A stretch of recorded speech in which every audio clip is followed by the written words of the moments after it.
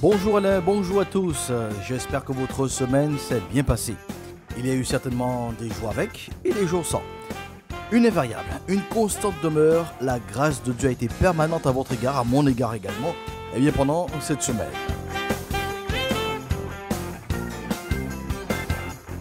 Le pasteur Josias vous souhaite la bienvenue dans votre émission Bonne Nouvelle.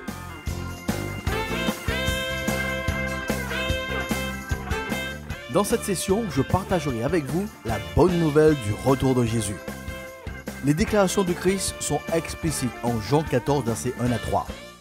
Il déclare « Que votre cœur ne se trouble point, croyez en Dieu et croyez en moi. Il y a plusieurs demeures dans la maison de mon Père. Si cela n'était pas, je vous l'aurais dit, je vais vous préparer une place. Et lorsque je m'en serai allé et que je vous aurai préparé une place, je reviendrai et je vous prendrai avec moi, afin que là où je suis, vous y soyez aussi. » Le Christ l'a bien dit, « Je reviendrai ». C'est un rendez-vous qui est donc pris dans l'agenda de l'humanité. La date est fixée, elle est immuable, non modifiable. Jésus revient. Cette vérité du retour de Jésus est la base de l'espérance chrétienne. Le christianisme a traversé des persécutions, des oppositions, des séparations en gardant les yeux fixés sur le rendez-vous ultime du Christ. Je reviendrai et je vous prendrai avec moi.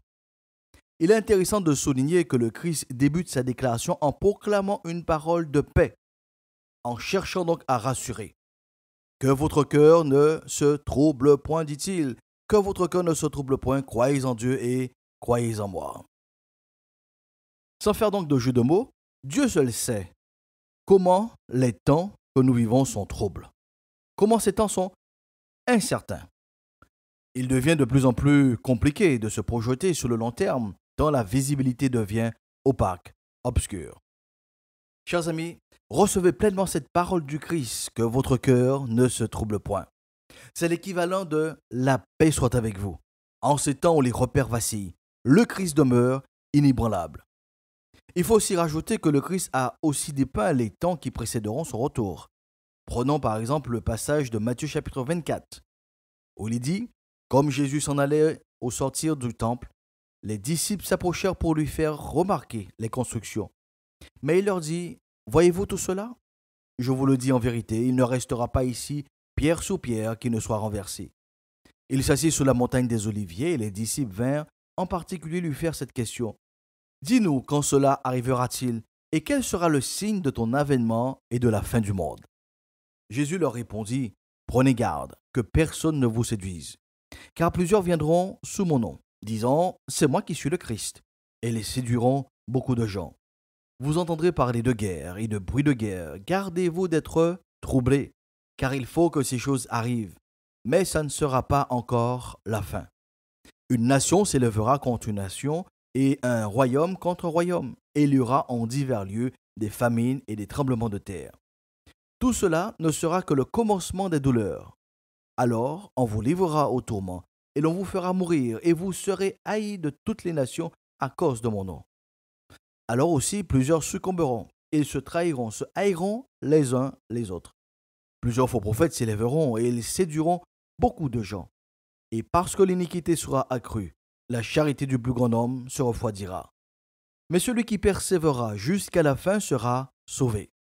Cette bonne nouvelle du royaume sera prêchée dans le monde entier pour servir de témoignage à toutes les nations. Alors viendra la fin. Je rappelle donc la référence, Matthieu chapitre 24, versets 1 à 14. Au-delà donc des signes géopolitiques, il y a donc un signe de la fin des temps qui nous concerne à titre personnel et qui a un impact collectif et vice-versa. C'est le verset 12. Et parce que l'iniquité sera accrue, la charité du plus grand nombre se refroidira. Le Christ nous dit qu'il y a donc une relation de cause à effet. Le refroidissement de l'amour entre les humains est dû au réchauffement des péchés. La recrudescence de pensées et de paroles, d'attitudes et d'actions opposées au but fixé par Dieu, ce qui est donc la définition donc du péché, cette croissance exponentielle donc du péché dans la société fait fondre l'amour dans les relations humaines. Paul nous en fait donc la description en 2 Timothée, le chapitre 3, à partir du premier verset. Sache que dans les derniers jours, il y aura donc des temps difficiles, car les hommes seront égoïstes, amis de l'argent, fanfarons, hautains, blasphémateurs, rebelles à leurs parents, ingrats, irreligieux, insensibles, déloyaux, calomniateurs, intempérants, cruels, ennemis des gens de bien.